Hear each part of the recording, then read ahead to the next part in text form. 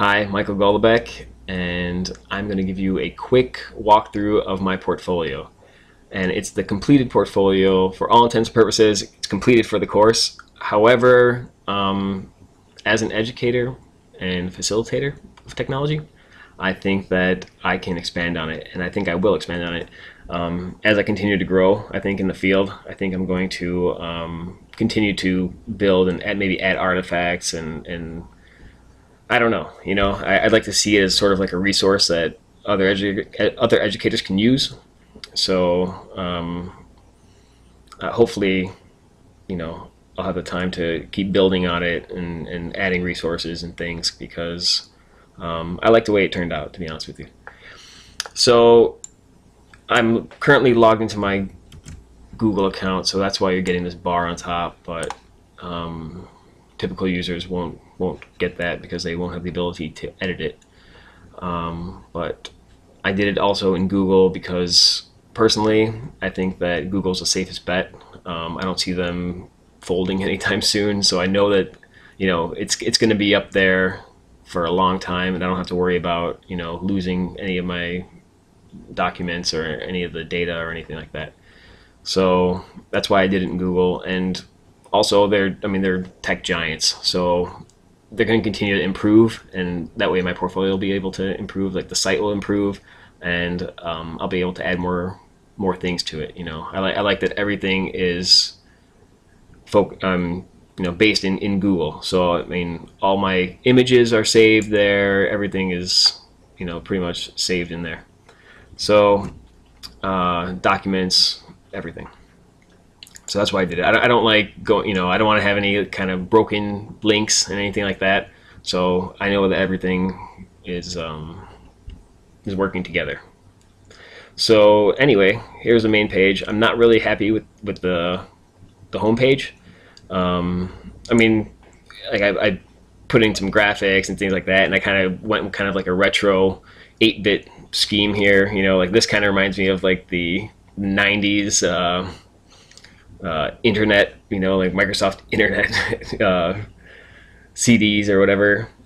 And this part, I kind of like that because it kind of gives you that perspective of how technology advanced and stuff. So I did that, and it's just this part, I'm constantly seeing my mug all over these pages. So I don't know. I think what I'm gonna do is eventually I'm going to put a video right here. That's gonna be replaced with a video, and that's gonna be like a welcome video. I like how I did that in my VoiceThread PD. So I think I'm gonna do that. Just input videos. But anyway, so here's the opening of it. It explains all about 21st century technology and the purpose of this page. So there's that, and then so that's the home page. And on the bottom of the home page here, I have a copyright, and I like to collaborate. So anything on this page, I'm making available for use. For educational purposes, so anything on the page is shareable or whatever. You can do what you want with it, as long as you cite me. So I put that in there, and then to get rid of all the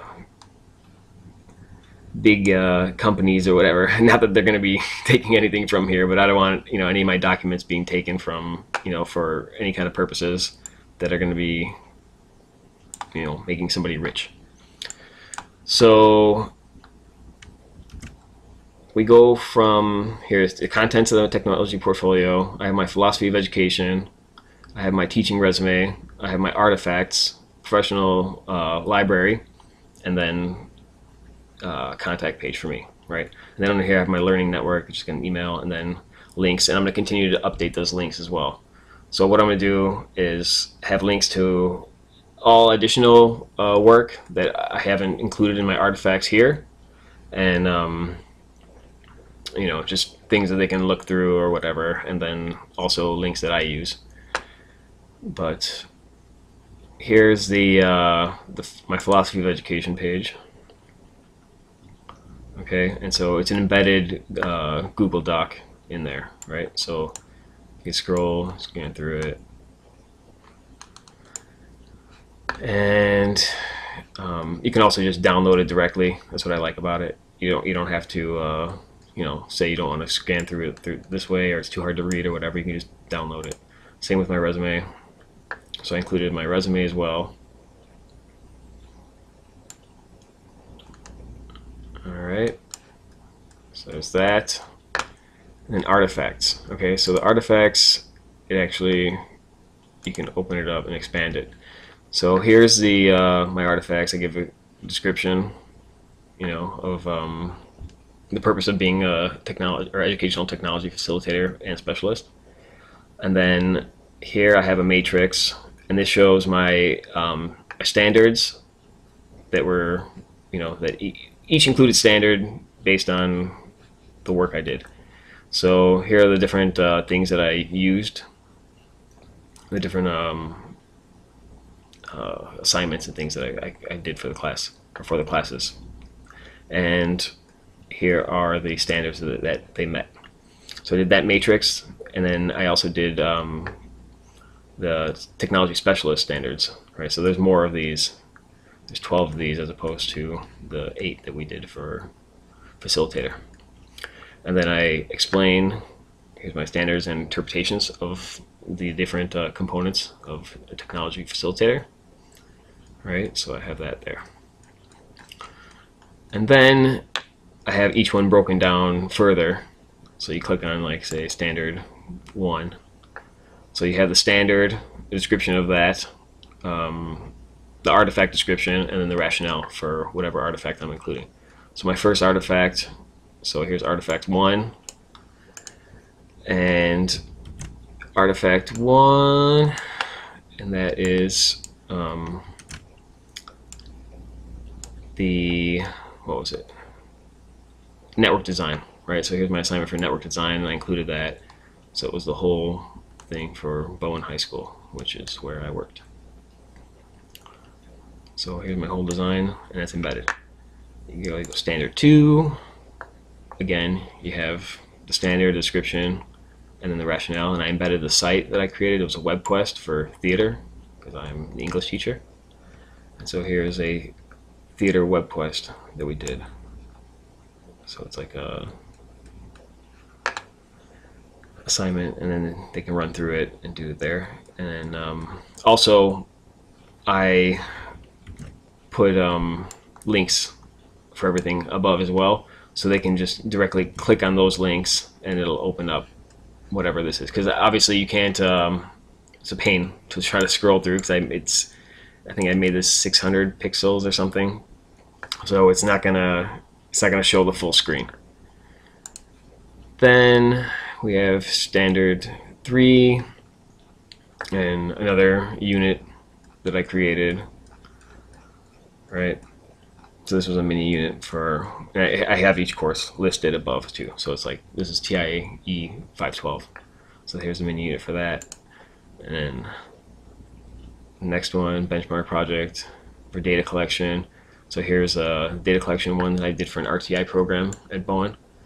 And I embedded video, YouTube video, showing the, how, the assignment for this one, I created an app, and actually, it was a working app, right? It was, it was just in the, I had an emulator doing it, so I didn't actually have it up on, on the App Store, but it was a working app. And so here's a video describing it, and then here's the actual benchmark assignment and describing why I created the tool and blah, blah, blah.